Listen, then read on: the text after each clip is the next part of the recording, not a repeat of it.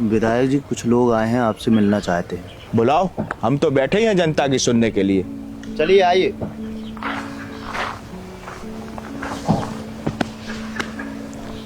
और कैसा चल रहा है तुम्हारे थाने का काम? सब आपका आशीर्वाद है विधायक जी। वैसे कहाँ है तुम्हारी ड्रेस? प्रणाम। वो मुख्यमंत्री का कार्यक्रम है ना, धुलने डाली है।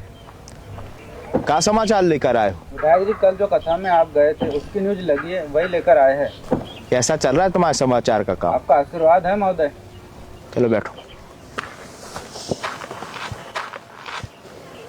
सर, ये सचिन है, अपने पार्टी का खास है, इस बार क्रिकेट टूर्नामेंट करा रहा है सर। विधायक जी, टूर्नामेंट की शुरुआत आप ही को करने। कब से है शुभारंभ? यही हफ्ता रविवार भुनसार से। देखो, तब हम क्षेत्र में रहे तो जरूर आएंगे। इसका आधार कार्ड ले लो, स्वेच्छा राशि से अनुदान करवा देना। विधायक जी, चेयर लीडर भी आऊंगे। फिर तो हम जरूर आएंगे।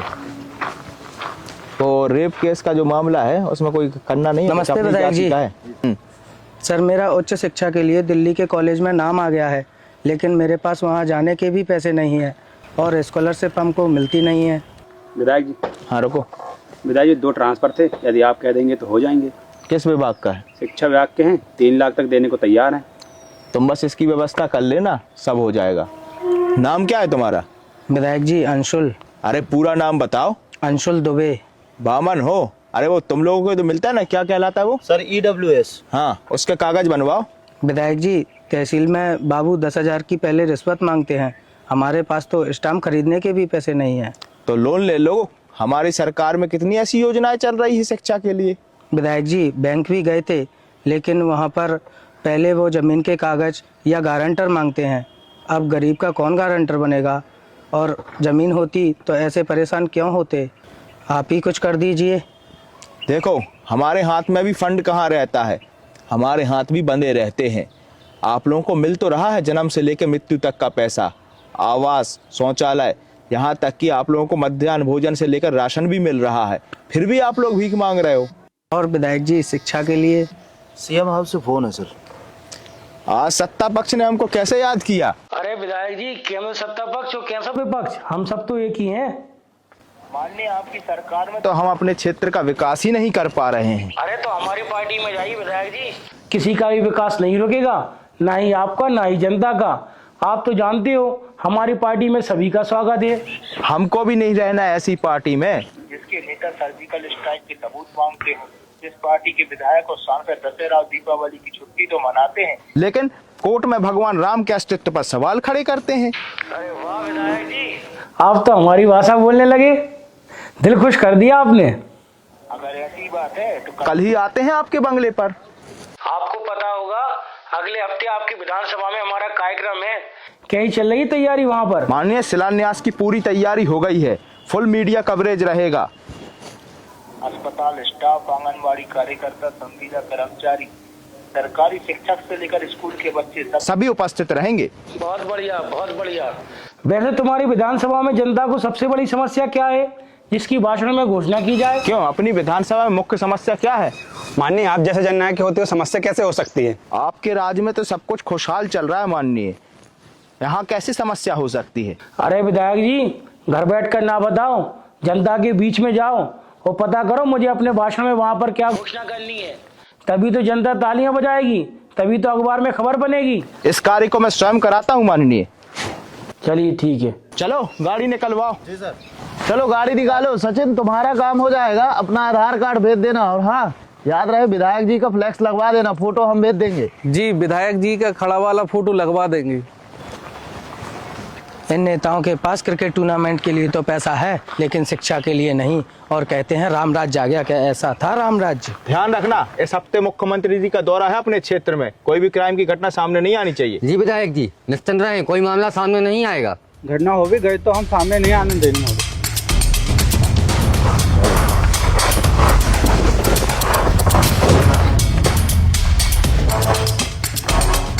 अगले हफ्ते मुख्यमंत्री जी का दौरा है अपने क्षेत्र में। मुख्यमंत्री जी को अपने क्षेत्र की समस्या जानना। अपने क्षेत्र में तो सब कुछ खुशहाल है, क्या समस्या बता दें उनको? सर, जनता की समस्या तो जनता के बीच में जाकर ही पता चलेगी। हम करते तो हैं जनसंपर्क, जनता दरबार भी लगाते हैं, हमको तो ऐसी कोई समस्या देखने को नहीं मिली।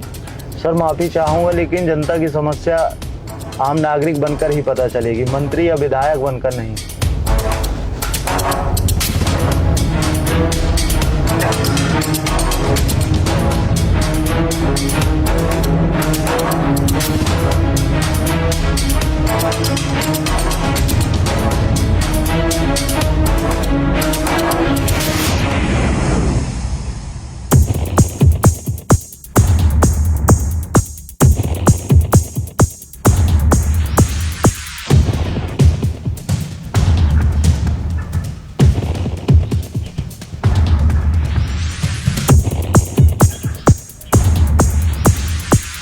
एक चाय देना। जी भैया।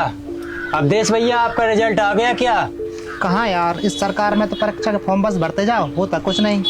भैया जी, हमने तो सुना है किसी को एक परीक्षा में 100 में से 101 अंक मिले हैं। अरे दीपक भैया, यह व्यापम घोटाले वाला प्रदेश है। देखा नहीं, व्यापम का खुलासा करने वाले खुद लापता हो गए। चुनाव से पहले 2 करोड़ रोजगार का लॉलीपॉप दिखाते हैं और चुनाव के बाद पकौड़े बेचने का ज्ञान देते हैं। सही बोल रहे हो। अपने बेटे को बिना खेले क्रिकेट बोर्ड में पद देने वालों से और उम्मीद भी क्या की जा सकती है। सब विधायक मंत्री के बच्चे व नेता बने घूम रहे हैं और हमारी आलिया को देखकर कहते हैं कि परिवारवाद चल रहा है। यह नेता पुत्र तो शादी और भंडारे में और जिम में रील बनाने को जनसेवा समझते हैं। अब यह नेता पुत्र मरने वालों को नहीं छोड़ते। सुखाकुल परिवार में बैठने जाते हैं तो वो फोटो भी सोशल मीडिया पे डाल देते हैं। अरे भाई, क्या हो गया? अरे भाई, होगा क्या, हम तो किसान आदमी हैं, सहना हमारी किस्मत में ही लिखा है। सही बोल रहे हो। एमएसपी लागू करके किसानों को उसका हक तो देना नहीं, बस बनना है किसान हितैषी सरकार। कृषि यंत्रों पर 12% टैक्स लगाने वाले क्या विकास करेंगे किसान अन्नदाताओं का? एमएसपी तो बहुत दूर की बात है। यह लोग तो कफन पर भी 5% का टैक्स ले रहे हैं। वैसे किसानों को मौसम के हिसाब से बिजली और खाद मिल जाए, वही बहुत बड़ी बात है। मौसम का फर्क किसान को कहाँ पड़ता है भैया। बरसात में जब मम्मा जैसे किसान नेता कीचड़ से बचने के लिए पुलिस की गोदी चढ़ जाते हैं, तब हम बुआई करने जाते हैं। कौन कहता है किसान को बिजली नहीं मिलती? बिजली तो मिलती है, लेकिन रात में। जब ये नेता पुत्र ठंड में कॉफ़ी की चुस्की लेते हैं, तब हम सिंचाई करने जाते हैं।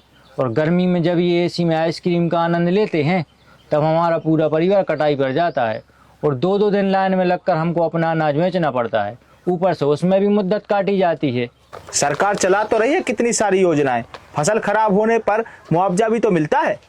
अरे कौन सी दुनिया से हो भैया, किसान को सरकारी योजना का लाभ लेने के लिए पटवारी के चक्कर काटते काटते जूते घिस जाते हैं। लेकिन ये पटवारी बिना चढ़ोतरी के कागज को देखते तक नहीं। 1 करोड़ का मुआवजा तो किसान पर गोली चलवाने का ही मिलता है। भूल गए मंदसौर में क्या हुआ था? अरे भाई, सरकार एक सिस्टम के साथ काम करती है, सबको साथ लेकर चलना सरकार की जिम्मेदारी होती है। हमारे सिस्टम की तो बात ही ना करो। कांस्टेबल के पास से करोड़ों की संपत्ति जब्त होती है और जांच टीम यह पता नहीं कर पाती कि यह काला धन वर्तमान मंत्री का है या पूर्व मंत्री का। हमारे प्रदेश में विधायक खुले मंच से मीडिया के सामने दूसरी पार्टी से जुड़ जाती हैं, लेकिन चुनाव आयोग यही पता लगाने में लगी रहती है कि मैडम किस दल में है। मैडम ने दल बदला भी है या नहीं। रघुकुल रीत सदा चली आई, प्राण जाई पर वचन न जाई। यह पंक्तियां मध्य प्रदेश के दल बदलू विधायकों को अवश्य पढ़नी चाहिए। अरे भाई, जहां महाकाल लोक की मूर्तियां 1 साल में टूट जाती हैं, राम मंदिर की छत टपकने लगती है, विधायक विधानसभा में थूक देते हैं, उनसे आप क्या उम्मीद कर सकते हो? अरे यही तो वोट बैंक की राजनीति है। वोटों के लिए यह नेता कभी तिलक लगाकर जनेऊ पहनकर कट्टर हिंदू बन जाते हैं और वही नेता ईद पर टोपी लगाकर मुसलमान बन जाते हैं। सब वोट बैंक की माया है। अब तो वोटों का असर भी नहीं पड़ता इन नेताओं पर। विधायक तो मेढक जैसे दल बदल करके जनता की भावनाओं के साथ खिलवाड़ करने में लगे हैं। कोई विधायक 35 करोड़ में तो कोई 55 करोड़ में बिक जाता है। अब इन दल बदलू विधायकों और तवायफों में कोई अंतर ही नहीं रह गया है। पहले तो सांसदों और विधायकों की खरीद फरोख्त होती थी, अब तो जिला पंचायत अध्यक्ष उपाध्यक्ष के साथ साथ जिला पंचायत के सदस्य और जनपद पंचायत के सदस्य भी बिकने लगे हैं। अरे भाई, विपक्ष भी कम नहीं है। विपक्ष में होने के बाद भी इन नेताओं के स्कूल, कॉलेज, अस्पताल सब खूब फल फूल रहे हैं। सरकार किसी की भी हो, इनका काम नहीं रोकना चाहिए। अरे वही तो बात है, विपक्ष के नेताओं को 5 साल तो शिक्षा, स्वास्थ्य और रोजगार जैसे मुद्दों को उठाना नहीं है और फिर चुनाव हार जाने पर ईवीएम का दुखड़ा रोना है। अब तो तीसरी बार दिल्ली की जनता ने बोल दिया चलो जीरो चेक करो। सोचो, भोपाल गैस कांड हो, 2G घोटाला हो या कोयला घोटाला या फिर विपक्ष के जीजा का जमीन का घोटाला, सत्ता पक्ष ने इतने सालों में एक भी खुलासा नहीं कर पाई। हमको तो लगता है गंगाधरी शक्तिमान है। सलाम साहब, बहुत दिन बाद आना हुआ आपका। अरे कल्लू, आजकल तुम ज्यादा व्यस्त हो गए हो, तुम्हारे यहाँ से कुछ पहुँच भी नहीं रहा है। याद रखना, सब बंद करवा देंगे। अरे नहीं साहब, आपकी ही दुकान है, आप बताओ क्या सेवा करें। अब बताना क्या है, 10,000 का पैकेट बनाओ।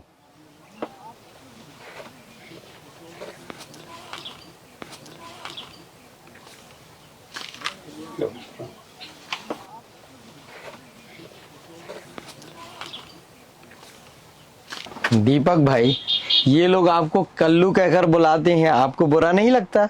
भैया, हमारे समाज में कोई काला है, कोई गोरा है, कोई नाटा है, कोई गंजा है तो कोई मोटा है। इसमें बुरा लगने वाली क्या बात है। हम तो मान लिए हैं कि गई हुई गर्लफ्रेंड वापस आ सकती है, बिका हुआ विधायक वापस आ सकता है, लेकिन एक बार काला पैदा हुआ इंसान गोरा नहीं हो सकता है। ये हंस रहे हैं, आप भी हंसिए। हमारी संस्कृति है जो थोड़ा सबसे अलग है, उस पर सभी हंसते हैं। अरे नहीं भाई, हमारे कहने का मतलब वो नहीं था। भैया जी, हमने कथा में सुना था, महाभारत में श्री कृष्ण ने कुब्जा को खूबसूरत बनाया नहीं था, बल्कि उसके अंदर की खूबसूरती का एहसास दिलाया था।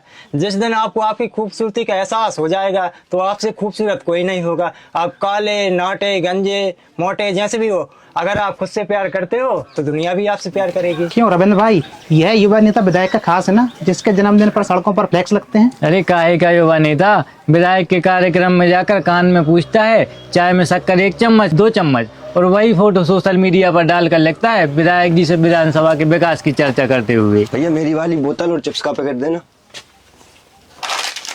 लो भैया, आपकी बोतल, चिप्स और डिस्पोजल। चाय की दुकान पे शराब भी मिलती है, यह तो अवैध है ना? पक्का आप जादू वाली दुनिया से आए हो। ठेके से ज्यादा शराब तो चाय पान की दुकान पर बिकती है। सोचो, लाल पट्टी वाले आए दिन शराब पकड़ लेते हैं, लेकिन पुलिस नहीं पकड़ पाती। शराब के विक्रय से समस्या तो सबको है, लेकिन यह ना भूलो, शराब के विक्रय से ही सरकार चलती है। ये जो मुफ्त का अनाज जो तुम लेते हो, वो इसके ही टैक्स के पैसे से आता है। तो क्या शराब का पैसा युवाओं के भविष्य से ज्यादा महत्वपूर्ण है? महिलाओं पर बढ़ती घरेलू हिंसा, शराब की वजह से टूटते परिवार और बेघर होते माता पिता को दर्द को देखकर भी क्या सरकार का दिल नहीं पसीजता? वैसे जिस देश के अखबारों के मुख्य पृष्ठ पर गुटखा, शराब और सिगरेट का विज्ञापन छपा हो, उस देश की अर्थव्यवस्था तो शराब से ही चलेगी। गुजरात गांधी जी का प्रदेश है, यह कहकर वहाँ शराब बंद करवा दी। क्या यह देश गांधी जी का नहीं है? भारत में नेता और पुलिस जो करवाए वो सब वैध है, चाहे शराब का विक्रय हो या रेत का खनन हो। पुलिस की कमी तो सबको नजर आती है, लेकिन पुलिस का दर्द किसी को नहीं दिखता।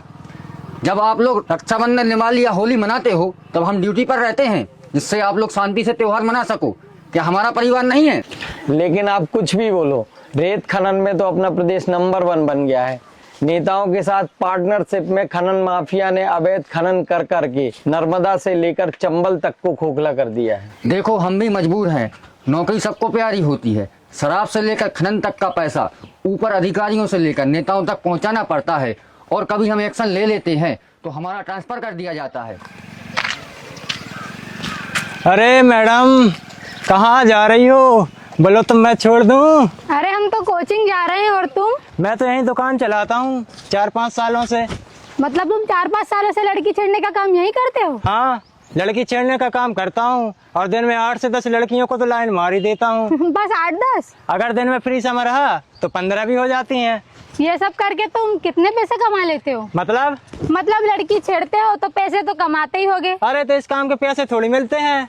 मतलब ये काम करना तुम्हें अच्छा लगता होगा, ये तुम्हारा सपना होगा। यह किसका सपना होता है? यह काम तुम्हें अच्छा भी नहीं लगता ना, तुम्हारा सपना है, तो फिर तुम करते क्यों हो? वैसे तुम्हारे मम्मी पापा को तुम पर गर्व महसूस होता होगा। मुझे तो लगता है उनका सपना रहा होगा कि उनका बेटा बड़ा होकर लड़की छेड़े और लड़की छेड़ने में नाम कमाए। यह सब क्या बकवास कर रही हो तुम? तुम्हारे घर में भी तुम्हारी माँ बहन होगी, कोई उनको ऐसे छेड़े तो कैसा लगेगा? आया ना गुस्सा? मैंने तो बस बोला है, तुम तो ऐसा हरकतें करते हो। कभी सोचा है हम भी किसी की बेटी, किसी की बहन है?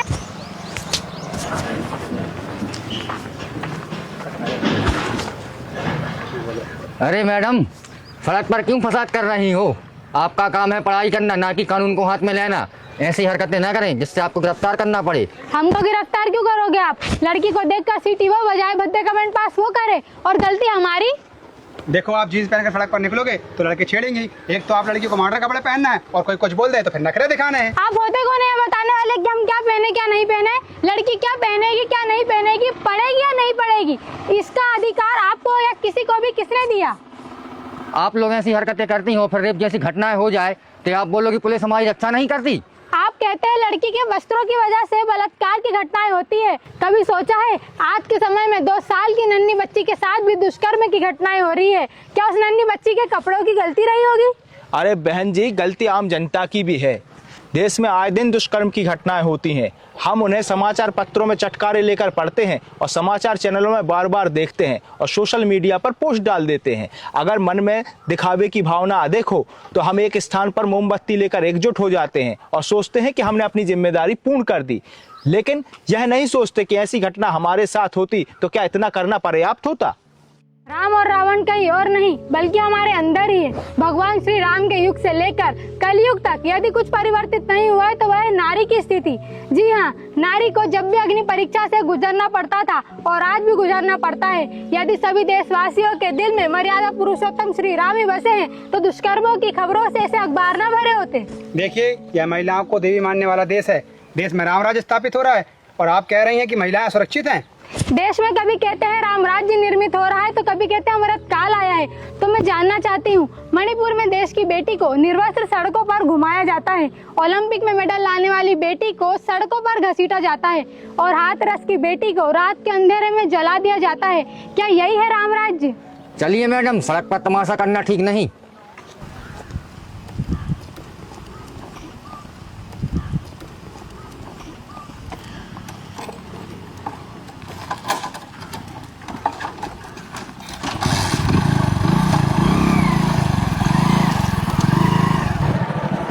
हेलमेट पहन लो, आगे चेकिंग लगी है। अब हेलमेट के कारण तो हमारा चालान काटोगे।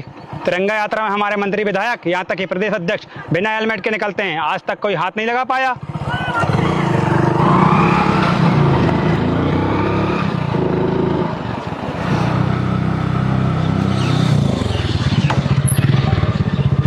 चलो भाई।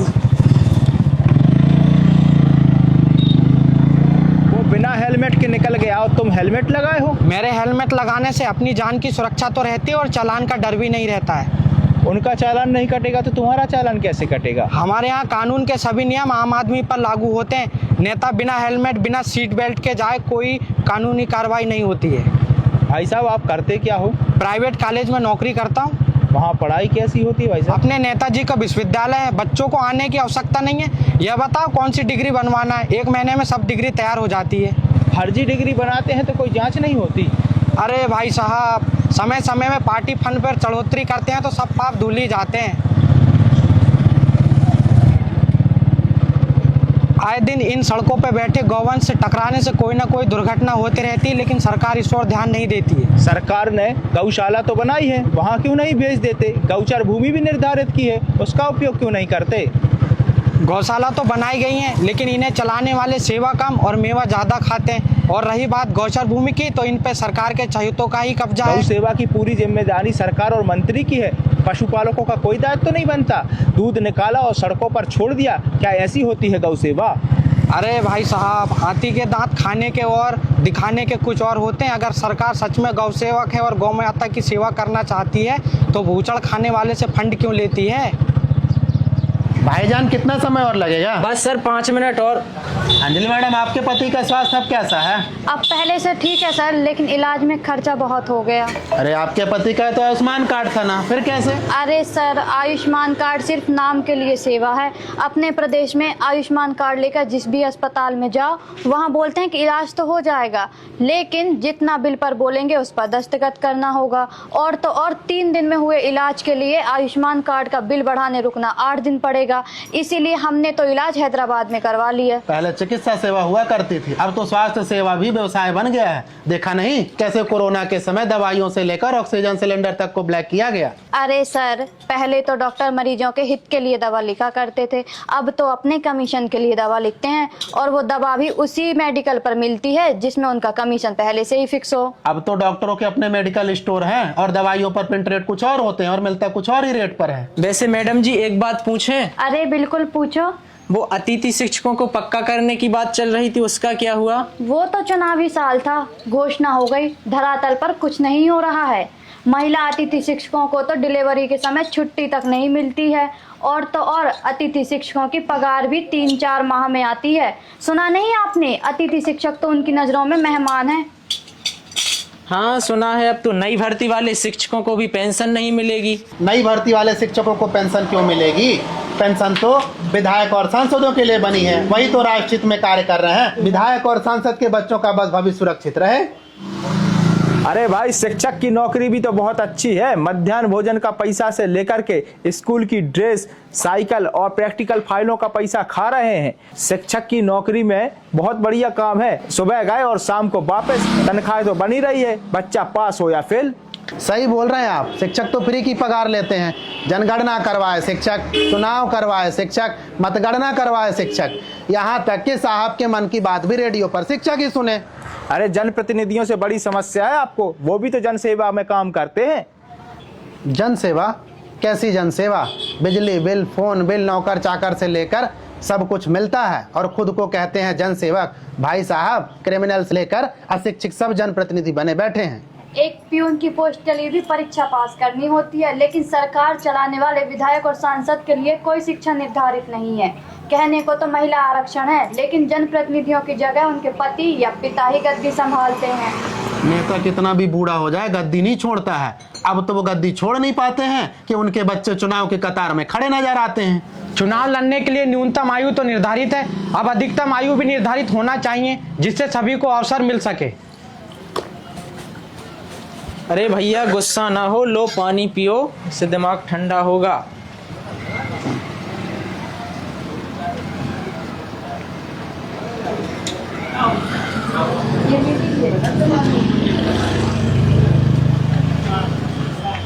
जी सर पानी। काफिरों को पानी पिला रहे हो मियाँ? पानी पिलाना तो सब आपका काम है साहब।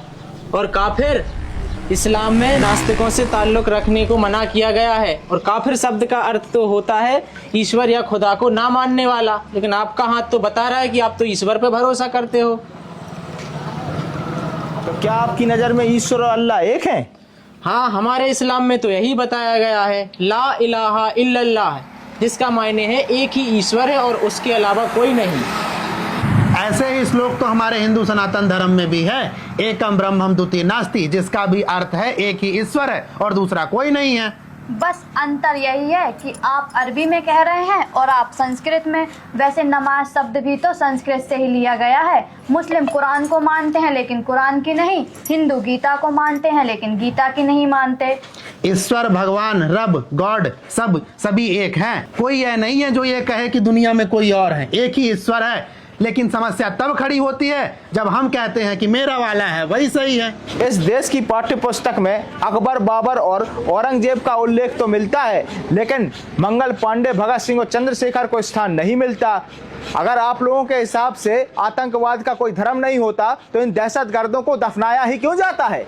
इस्लाम बचाने का नाम है, मारने का नहीं। और ये जो निर्दोष लोगों को मारकर कहते हैं कि हम जन्नत जाएंगे और वहाँ 72 हूरें मिलेंगी, तो वास्तव में वो मुस्लिम है ही नहीं। तो क्या आप नहीं मानते कि भारत पाकिस्तान के क्रिकेट मैच में पाकिस्तान के जीतने पर पटाखे फोड़े जाते हैं? क्या आप नहीं मानते कि कश्मीर की वादियों में आतंकवादियों को संरक्षण दिया जाता है? जब कश्मीरी पंडितों को जुल्म सितम की यातना देकर उनके घरों से ही बेघर कर दिया गया था, तब धर्मनिरपेक्षता की राजनीति करने वाले कहां मसरूफ थे? अगर इतना ही लगाव है पाकिस्तान से तो चले क्यों नहीं जाते आप लोग? हम लोग आखिर कौन है? हम लोग वो जिनके पूर्वजों ने भारत की आजादी में अपनी जान गंवाई, या वो है हम लोग जिन्होंने पाकिस्तान बनने के बाद भी खुशी खुशी भारत में रहना कबूल किया? साहब, यह मिट्टी उतनी ही हमारी है जितनी आपकी। आप इसे माता कहकर नमन करते हैं तो हम चूम कर सजदा करते हैं। साहब, हम 2 वक्त की रोटी कमाने वाले लोग हैं। हमें कलाम और कसाब ढूंढना बंद कीजिए, क्योंकि कलाम साहब जितना महान कोई बन नहीं सकता और कसाब जितना घटिया कोई हो नहीं सकता। मैं मानता हूँ ऐसे कई लोग हैं जो हमारे मजहब का होकर नापाक काम करते हैं, लेकिन चुनिंदा लोगों की बजाय से पूरे मजहब को शक्की नजर से देखना मुनासिब तो नहीं जनाब। सही कहा भाईजान, हम सब एक हैं। बस हमें खतरा है धर्म और जाति की राजनीति करने वालों से। असल में जिनका वोट बैंक खतरे में होता है वही धर्म या जाति खतरे में है का नारा देते हैं। चलो, बातों ही बातों में पंचर भी सुधर गया। कहाँ हो अभी? सर बंगले आ गया था, आदेश करें। चौराहे पर गाड़ी भेज दो। और हाँ, कल का क्या कार्यक्रम है? कल सद्भावना कार्यक्रम में सर आपकी भोजन पहले आदिवासी बस्ती में होने हैं, उसके बाद माननीय मुख्यमंत्री के साथ आपकी बैठक है। तुम लोग कल आदिवासी बस्ती पहुंच जाना और वहां व्यवस्था कर लेना। हम लोग वहीं से मुख्यमंत्री निवास के लिए निकल जाएंगे। जी सर। सर वो बर्तन घर से ले जाना है कि वहीं से खरीद लेंगे? तुमको ये भी बताना पड़ेगा। सर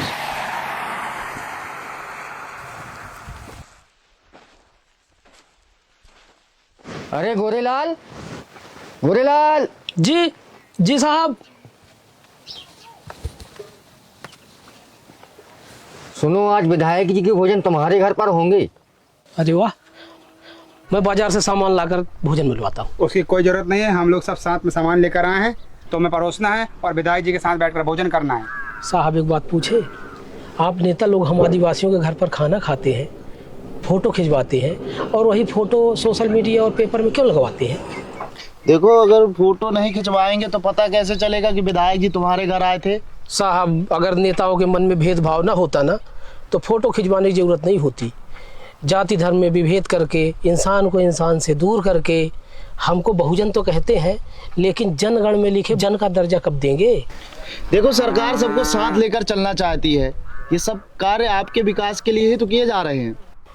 हमारी संपदा जल जंगल जमीन पर लगातार कब्जा किया जा रहा है, कभी सड़क बनाने के नाम पर तो कभी फैक्ट्री लगाने के नाम पर, और हम अपनी ज़मीन बचाने की कोशिश भी करें तो ये पूंजीपतियों की सरकार नक्सलवाद का ठप्पा लगाकर हमको ही जेल में भर देती है। कितने दुखी इंसान हो यार, विधायक जी स्वयं तुम्हारे घर आ रहे हैं फिर भी तुम दुखी हो। साहब हम भूले नहीं हैं विंध्य क्षेत्र में हमारे साथ क्या हुआ था। ये नेता लोग पहले हम आदिवासियों के ऊपर पेशाब करते हैं और फिर पैर धुलवाने का नाटक करते हैं। बड़े बड़े मंचों से ये नेता लोग आदिवासियों को अपना परिवार बताते हैं और वहीं आदिवासी बच्चों की इज्जत लूटकर उनके जिस्म और जांच फाइलों को दफन कर दिया जाता है। अरे देखो, तुम लोग भी कम नहीं हो। मिशनरियों के साथ पैसे की खरीद फरोख्त में तुम्हारा धर्मांतरण का जो तुम्हारा खेल चलता है वो हमसे छिपा नहीं है। साहब खुशी खुशी कोई धर्मांतरण नहीं करता है। सोचो वह इंसान कितना मजबूर रहा होगा जिसे अपना धर्म छोड़कर दूसरा धर्म अपनाने के लिए मजबूर होना पड़ा होगा। देखो, जब LIC और बीएसएनएल डूबेगी तभी तो प्राइवेट कंपनियों का फायदा होगा। वैसे ही जब तक धर्म और जाति में बंटते रहेंगे सबका विकास कैसे होगा? और हमारे साथ होने वाला साहब जातिगत भेदभाव वो कब खत्म होगा? अब बिल्कुल शांत। विधायक जी आ गए हैं, नाटक मत करो, चुपचाप कार्यक्रम को पूर्ण करो वरना अंदर कर देंगे। जी साहब जी।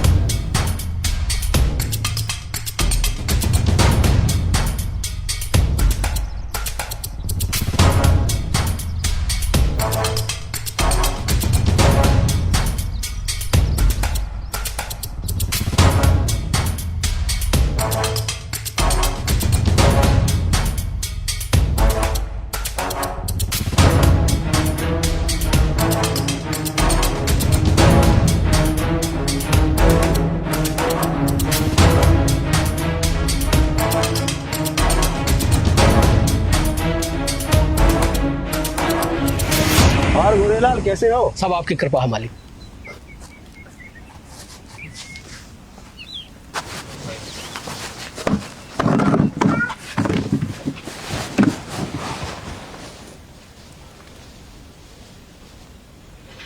विधायक जी कार्यक्रम जल्दी संपन्न कर लेते हैं, फिर सेम हाउस भी निकलना है। चलो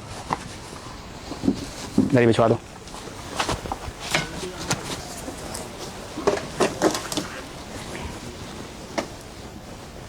आइए विधायक जी। कहाँ बुला लिया यार? आओ भाई गोरलाल आओ। जी जी।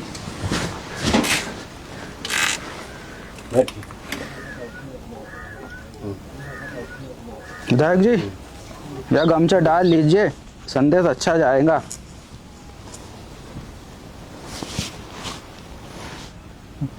चलो कर लो सद्भावना मिलन, हम भी खा लेने साध राज के साथ 2-4 निवाले। जी विधायक जी।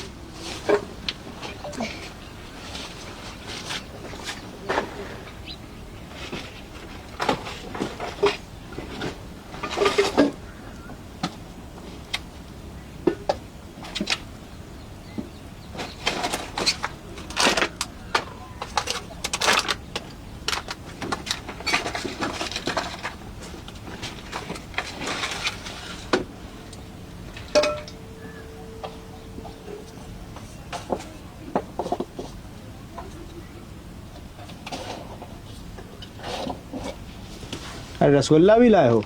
जी विधायक जी।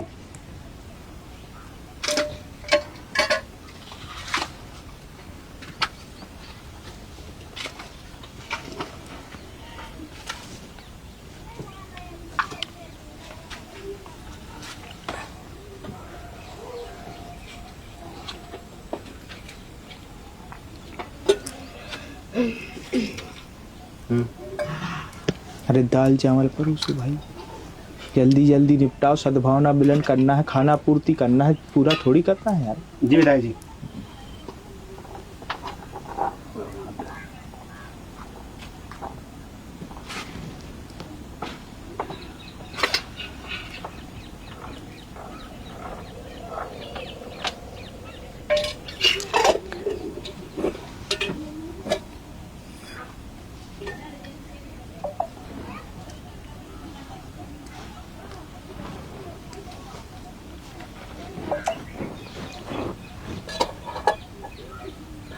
लीजिए विधायक जी। जी विधायक जी एक फोटो।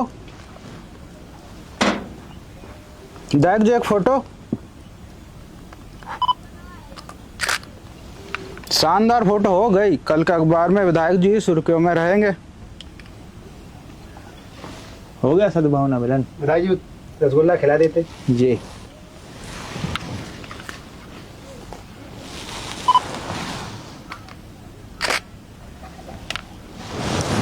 हो गया, ठीक है विधायक जी।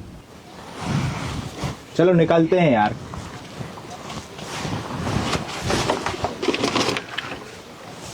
आइए विधायक जी। कहाँ लेकर आ गए थे यार?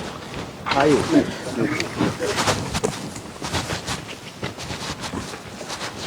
बड़े आए आदिवासियों का हित ऐसी बनने वाले, कैमरा जी भी कहीं के।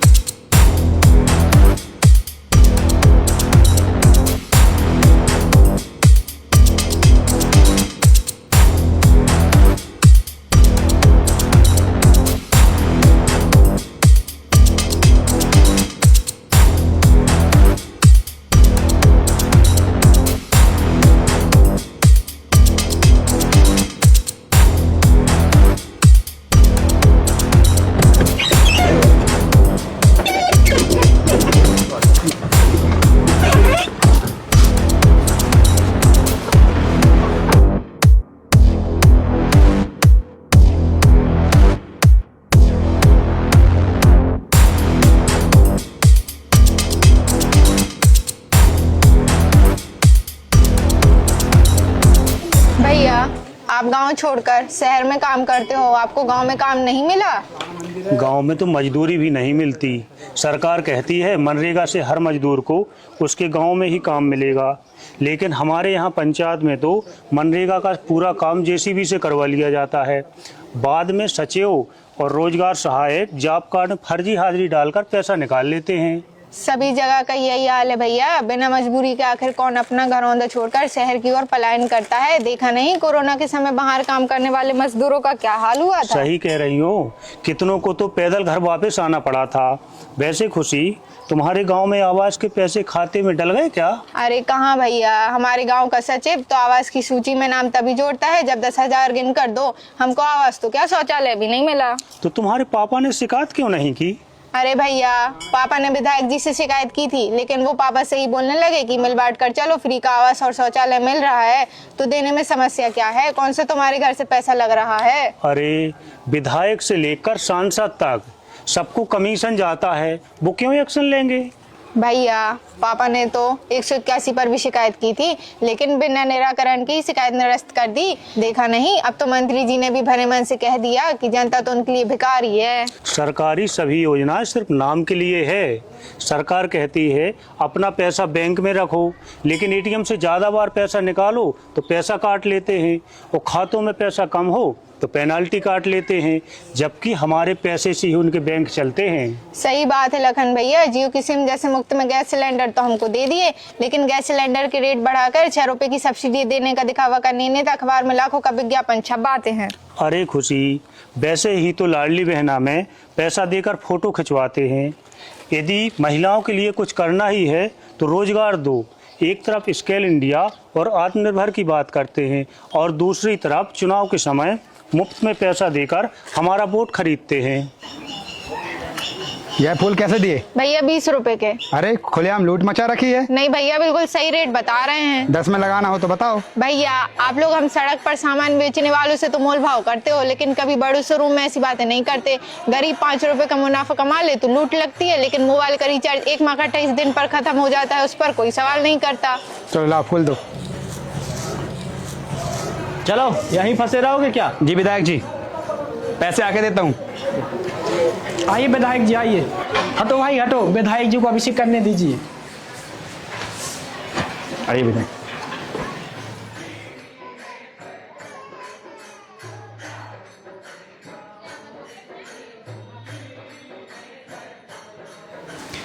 धन भद्रो बलि राजा दान भद्रो महाबल अत्यंत प्रतिबद्ध नामी रक्षे माँ चले।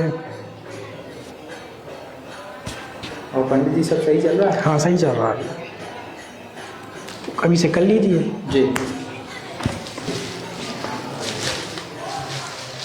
त्र्यंबकम यजामहे पुष्टि वर्धनम मुर्वारुकमिवन्दनाम अमृताम। ओम नमः शिवाय, ओम नमः शिवाय, ओम नमः शिवाय। कर्पूरे गौरम करुणावतारम संसार सारम भुजगेन्द्रहारम सदा वसंतम हृदयारविंदे भवम भवानी सहितम नमामि। तुमेव माता च पिता तुमेव, तुमेव बंधु च सखा तुमेव, तुमेव विद्या सर्वम तुमेव देव देव।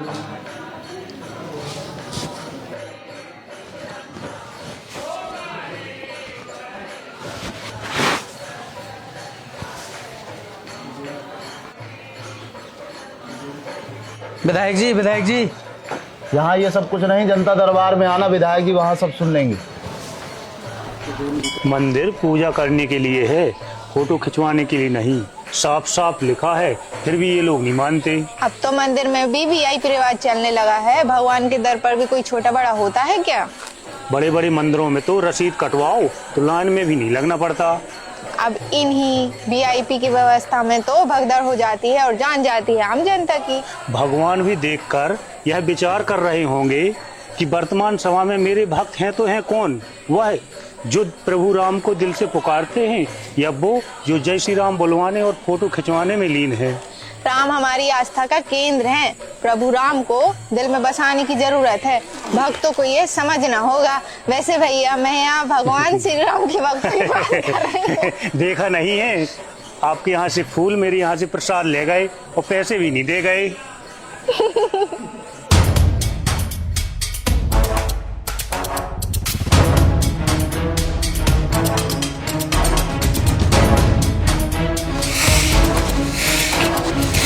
अरे देख के लगाओ झाड़ू, अभी लग जाता तो फिर से नहाना पड़ता। माफ करना साहब।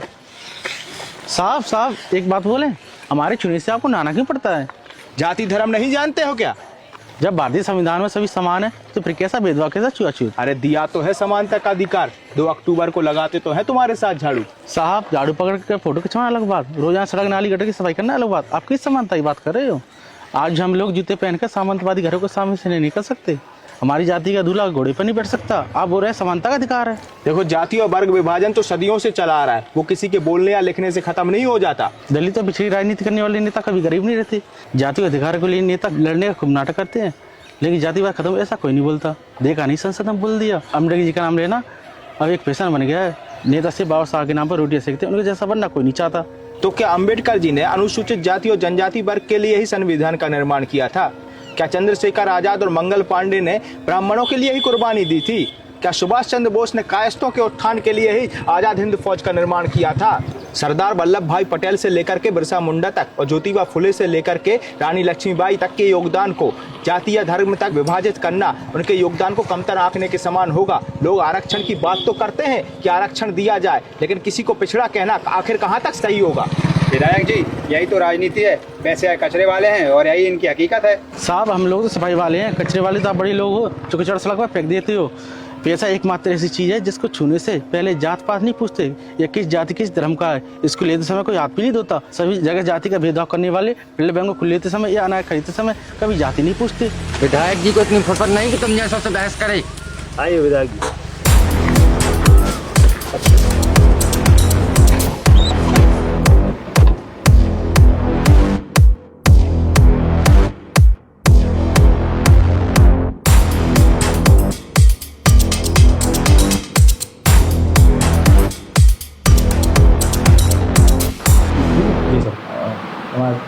भाई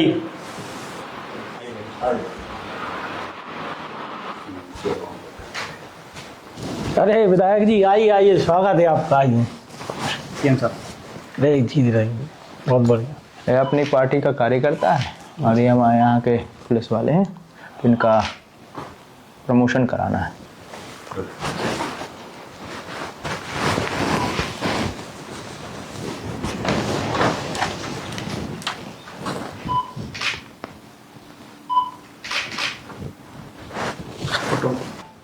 विधायक जी एक तस्वीर हो जाए, कल के अखबार में हेडलाइन बन जाएगी।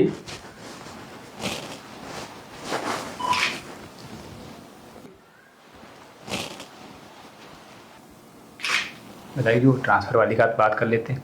माननीय कुछ ट्रांसफर करवाने थे।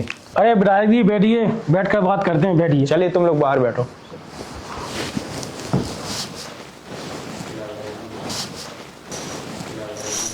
आप सुनाइए विधायक जी, हम आपके लिए क्या कर सकते हैं? माननीय कुछ ट्रांसफर करवाने थे, उसकी नोटशीट बनवानी है।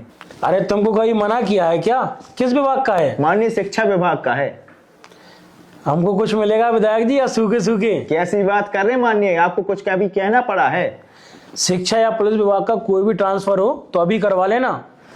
माननीय हम अपने क्षेत्र के विकास के लिए आपकी पार्टी से जुड़ना चाहते हैं। हमारी पार्टी में तो जो चुनाव हार जाते हैं उनको ही टिकट दी जाती है, उनको बार बार महत्व दिया जाता है। अब उसूलों पर आंच आए तो टकराना जरूरी है, जिंदा हो तो जिंदा नजर आना जरूरी है। बिल्कुल स्वागत है विधायक जी आपका, लेकिन आपके दल बदल करने से आपकी विधानसभा में जो उपचुनाव होंगे उसका कैसा क्या करेंगे आप? इस देश की आजादी के इतने वर्षों बाद भी जिस जनता को शौचालय में शौच करना सिखाया जा रहा हो, वो क्या सोचकर वोट करेंगे? आप तो भाषण में अपने हमारे क्षेत्र को जिला बनाने और मेडिकल कॉलेज के निर्माण की बात घोषणा बस कर देना, चुनाव तो उससे ही निकल जाएगा। अरे विधायक जी घोषणा बस करना है, घोषणा हम कर देंगे, जिला बनाने की घोषणा कर देंगे, मेडिकल कॉलेज का भूमि पूजन भी कर देंगे। वैसे भी विधायक जी भूमि पूजन में एक नरेली तो लगता है। कल जनता के बीच में गया था मुख्यमंत्री जी, जनता को तो वही शिक्षा, रोजगार, भ्रष्टाचार, महिला सुरक्षा वाली वही सब समस्या है। उनका दुखड़ा तो खत्म ही नहीं होता, उनके लिए कितना भी कुछ करो उनका मन भरता ही नहीं। देखो विधायक जी, पार्टी का हर छोटा बड़ा विधायक निवेश करके चुनाव जीतता है कि 5 साल कुछ कमाएगा, लेकिन जनता को लगता है कि हम उनका विकास करेंगे। हम यहाँ कुर्सी पर जनता की वजह से नहीं, जातिगत समीकरण की वजह से बैठे हैं, और जो जाति में नहीं टूटते उनको चुनाव के एक दिन पहले मुर्गा, शराब और पैसे में खरीद लेते हैं। अब आप ही बताओ, ये बिकने वाली जनता के लिए हम क्यों राम राज्य लाएंगे?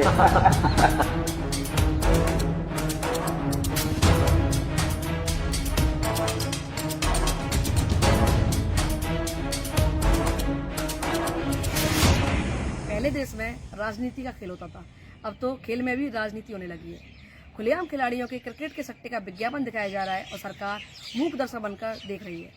सभी कह रहे हैं राम राज्य आ गया है। वर्तमान दौर में दल बदल करने वाले नेता बात तो भगवान श्री राम की करते हैं और हरकतें मंत्रा जैसी।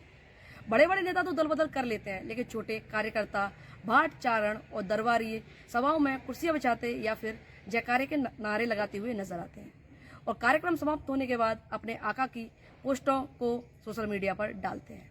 महत्व रह गया एक जमीनी कार्यकर्ता का। एक जमीनी कार्यकर्ता जिसे छोटे से राजनीतिक पद के जाल में फंसाकर राजनीतिक पार्टियों द्वारा मुफ्त में सेवाओं के लिए उपयोग किया जाता है, वही कार्यकर्ता अपने नेता के दल बदल के बाद आखिर कैसे अपनी विचारधारा से समझौता करता होगा। वैसे रामराज्य में विधायक जी ने तो दल बदल कर लिया है, अब देखते हैं उपचुनाव में क्या होता है।